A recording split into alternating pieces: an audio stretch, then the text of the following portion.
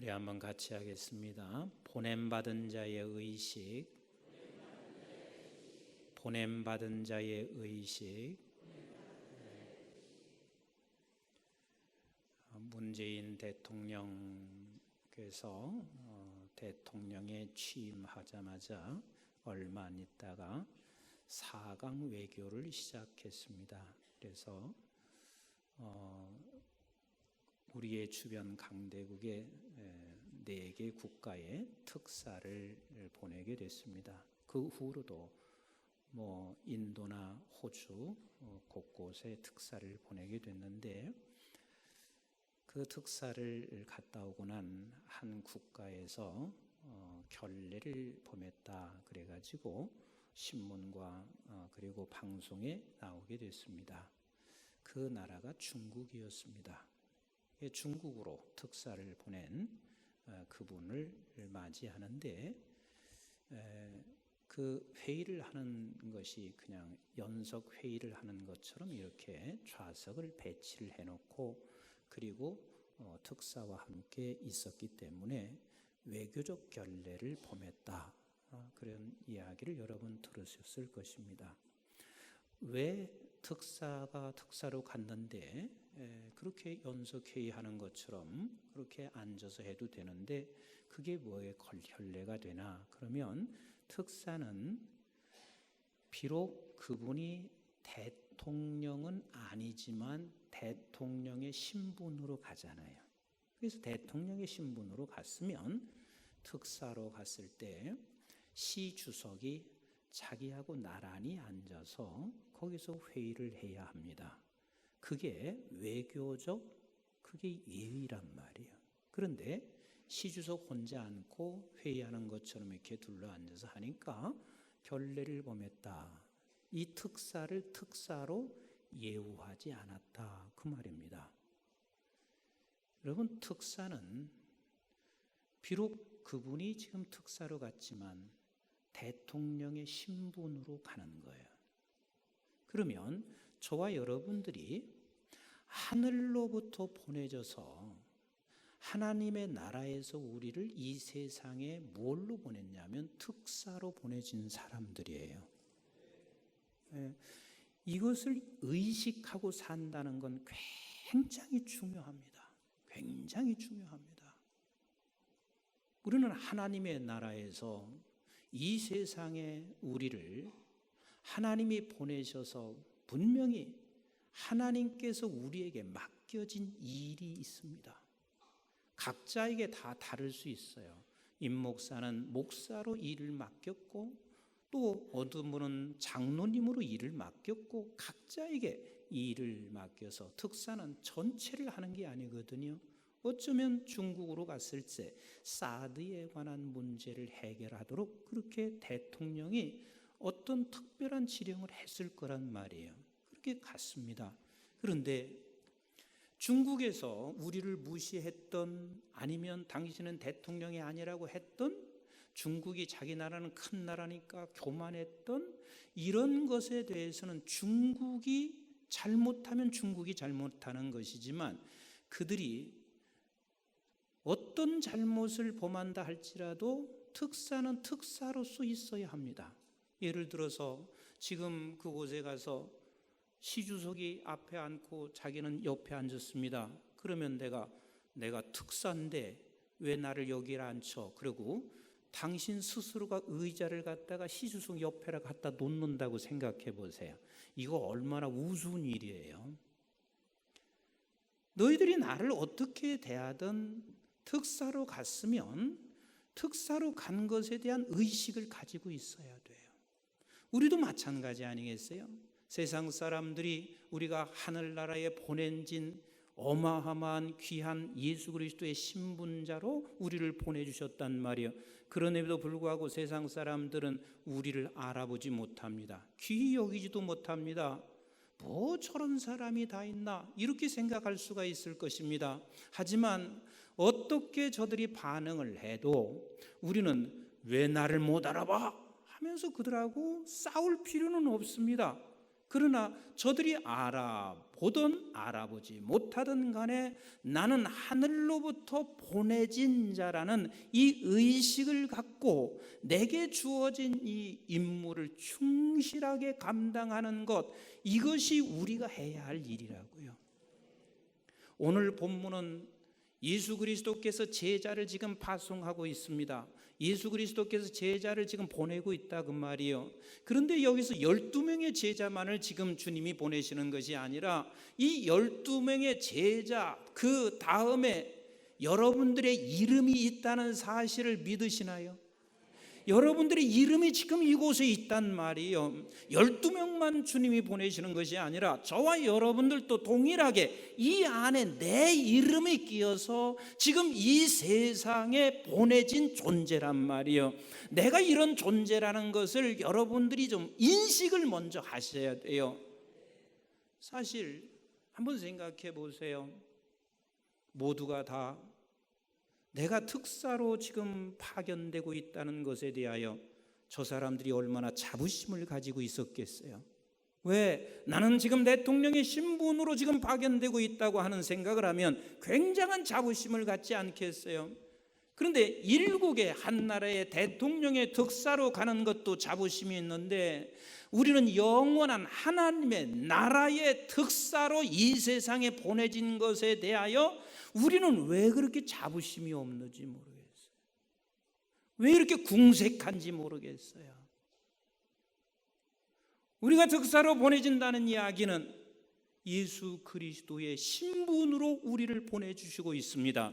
아멘이신가요?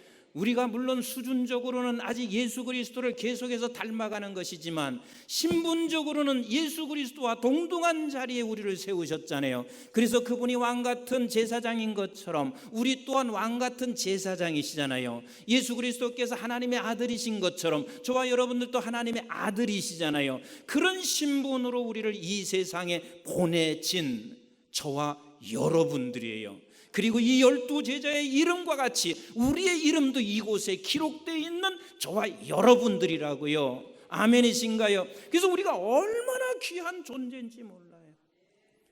제가 메일을 보내거나 편지를 쓸 때 저는 존경합니다라고 하는 그 표현보다는 존귀하신 아무개 이렇게 많이 씁니다. 근데 제가 이 존귀하신 누구누구 이렇게 쓸 때 정말 저는 진짜 존귀한 자로 제가 생각을 하고 있어요. 그냥 인사가 아니에요. 왜? 우리 보냄받은 자잖아요. 하나님 나라로부터 보냄받으신 분들이잖아요. 이건 한 분 한 분이 진짜 존귀한 분들이에요. 참. 한번 옆에 분하고 인사해 보세요. 당신은 정말 존귀하신 분입니다 하고 인사해 보세요.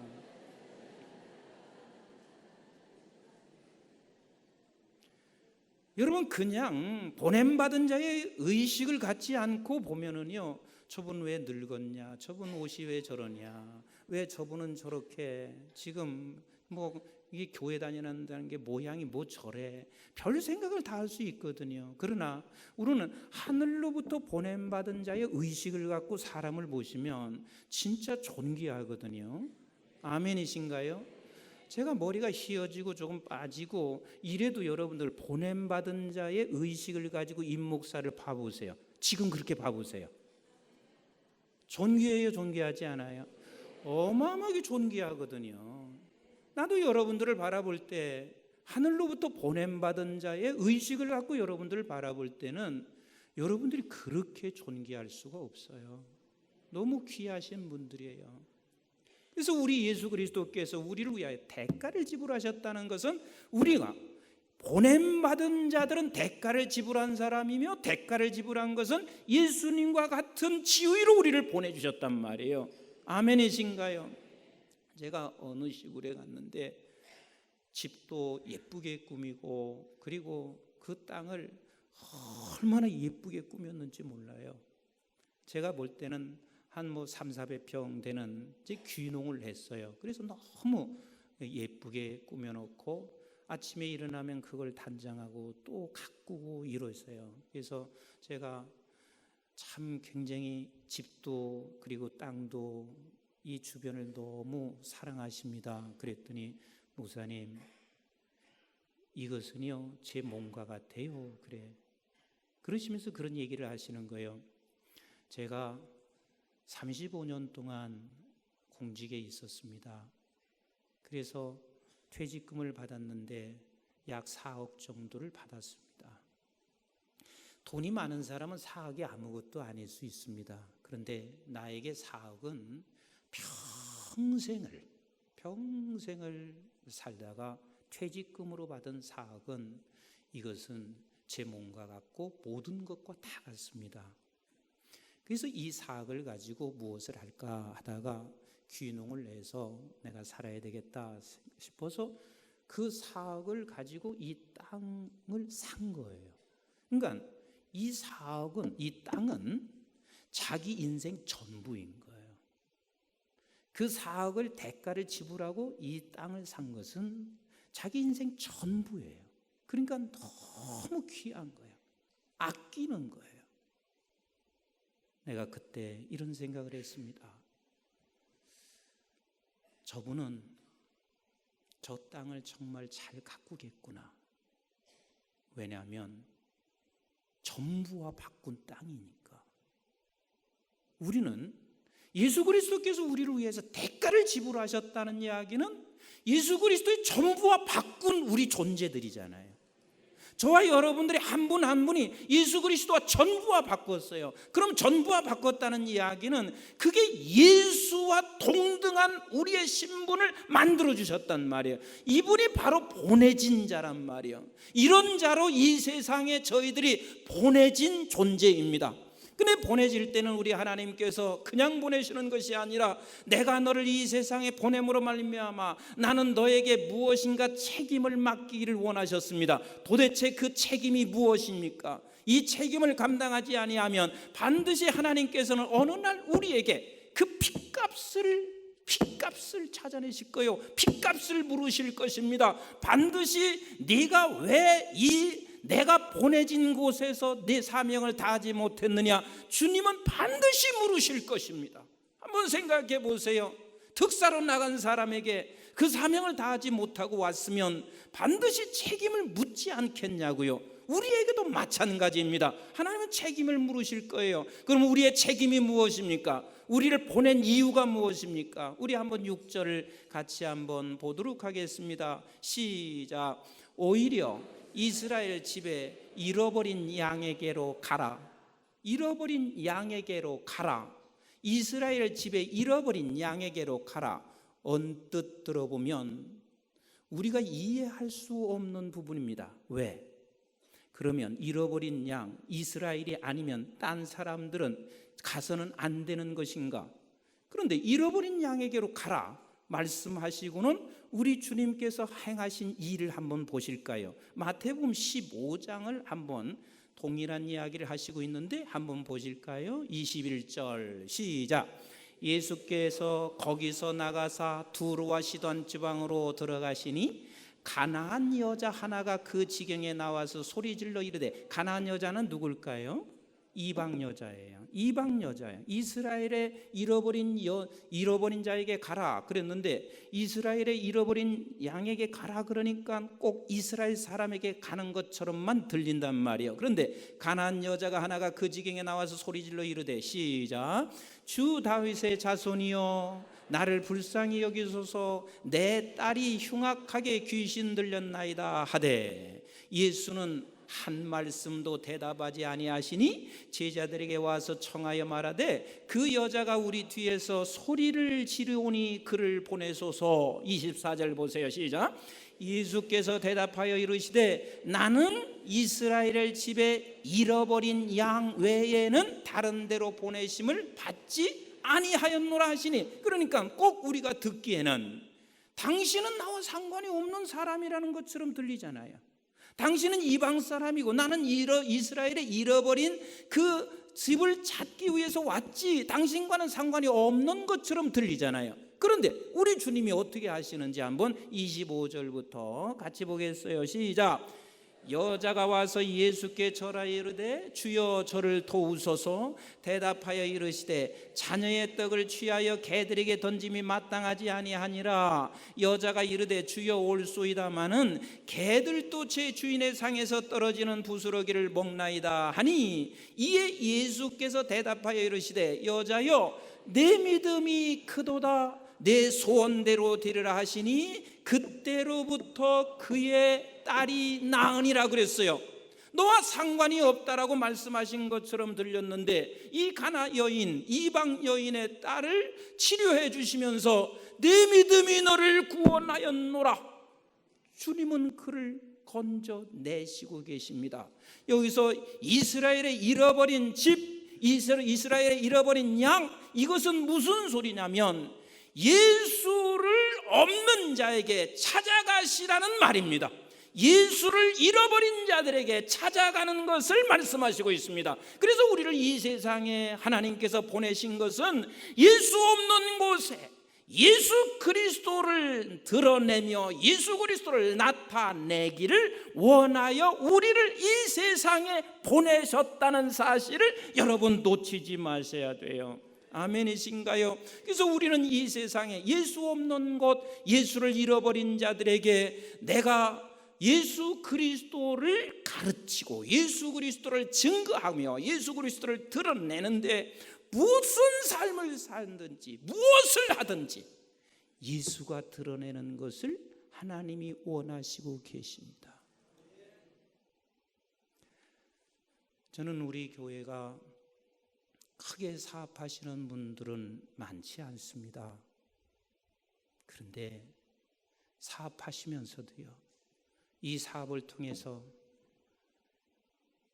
지금 잃어버린 예수 없는 곳에 예수가 드러나게 해주세요. 조금 손해본다 할지라도 내가 예수가 이곳에서 드러나게 해주세요. 왜냐하면 우리는 그 일로 보내졌으니까. 내가 공직에 있든지 직장 생활하든지 학교에 있든지 하나님 나를 통해서 예수가 드러나게 해주세요. 그 일을 위해서 우리가 보내졌으니까. 그래서 7절 이렇게 말씀하시고 계세요. 우리 한번 7절 시작. 가면서 전파하며 말하되 천국이 가까웠다 하고 그랬습니다. 그렇습니다. 예수 없는 곳이 결국은 우리가 그게 종말이에요. 나는 수없이 그런 생각을 합니다. 종말은 물론 예수 그리스도께서 오시는 그날이 종말일 수 있습니다. 그러나 이미 예수 없는 이들에게는 종말을 맞이한 거예요. 그 종말을 맞이하고 있는 그들에게, 종말이 다가오고 있는 그들에게 우리는 다가가서 예수 그리스도를 증거하는 것이 우리에게 보내진 이유라는 것을 놓치지 마셔야 합니다. 우리 한번 같이 하겠습니다. 보냄받은 자의 의식, 보냄받은 자의 의식, 어느 곳에 있든지 나는 보냄받은 자야. 보냄받은 자는 예수를 잃어버린 자들에게 예수를 드러내는 것, 이것이 보냄받은 자가 할 일이야. 만약에 예수가 없으면 그는 종말을 이미 맞이하는 거야. 세상에 아무리 잘 살고 아무리 산다 할지라도 그가 예수 없으면 이미 종말이 된 것이며, 그래서 우리는 이 종말이 가까우고 있는 그들을 향하여 예수를 드러내며 예수 없는 곳에 예수를 증거하며 살아가는 것이 하나님이 우리를 이 땅에 보낸 이유란 말이야. 그러면서 8절에 이렇게 말씀하시고 계십니다. 시작. 병든 자를 고치시며 죽은 자를 살리며 나병 환자를 깨끗하게 하며 귀신을 쫓아내되 너희가 거저받았으니 거저주라. 자, 우리는 지금 거저받은 사람들이요. 뭘 거저받았어요? 예수의 신분을 우리는 거저받았습니다. 같이 합시다. 예수님의 신분을 거저받았다. 그럼 거저받았으니 우리는 거저주라. 거저주라. 거저주라. 그러니까 우리가 줄 수 있는 것은 예수 그리스도요. 예수 그리스도 안에서 우리에게 물질이 주어지고 예수 그리스도 안에서 우리가 지위가 주어졌으면 우리는 모든 것은 다 예수 그리스도를 주는 데 사용하는 것이며, 예수 그리스도를 주는 것이 우리가 거저받은 것을 거저주는 일이란 말이에요. 우리 한번 사도행전 3장 너무 잘 아시는 말씀이지만 한번 같이 한번 볼까요? 시작. 제9시 기도 시간에 베드로와 요한이 성전에 올라갈 새 나면서 못 걷게 된 이를 사람들이 메고 오니 이는 성전에 들어가는 사람들에게 구걸하기 위하여 날마다 미문이라는 성전 문에 두는지라. 그가 베드로와 요한이 성전에 들어가려 함을 보고 구걸하거늘 베드로가 요한과 더불어 주목하여 이르되 우리를 보라 하니 그가 그들에게 무엇을 얻을까 하여 바라보거늘 무엇을 얻을까? 저들은 아마도 금과 은을 생각했을 것입니다. 그때 베드로가 이렇게 말합니다. 시작. 베드로가 이르되 은과 금은 내게 없거니와 내게 있는 이것을 내게 주노니 나사렛 예수 그리스도의 이름으로 일어나 걸어라. 저는 베드로가 은과 금이 없다는 것이 사실 저는 그분이 은과 금이 없을 수가 있을까 생각했어요. 왜? 베드로가 죽은 사람을 살려요. 숱한 질병을 치료했습니다. 어마어마한 이사와 기적이 일어났습니다. 그가 한번 설교하면 수천 명이 돌아왔습니다. 이렇게 엄청난 이사와 기적을 베풀고 있으면 아마 베드로가 은과 금이 필요하다면 이렇게 한번 얘기하면 그분들이 헌금 안 내겠어요? 여러분 헌금 한번 내시라고. 은과 금 얼마든지 낼 수 있었을 것입니다. 그러나 베드로는 지금 내가 하고 있는 것은 뭐냐면 너에게 은과 금을 주는 것이 아니라 예수 이름을 주는 거예요. 예수의 이름을 드러나는 거예요. 그래서 우리는 이 세상에 보내진 저와 여러분들은 무엇을 가지고 있든 그 모든 것을 가지고 예수 이름을 드러내는 거, 이 일을 위하여 하나님 나라에서 우리를 특사로 보내신 거예요. 이 일을 하지 아니하면 우리는 참 잘못을 저지르는 것이고, 이 일을 하지 아니한다면 우리는 하나님 앞에서 책임을 감당하지 못하는 일이라고요.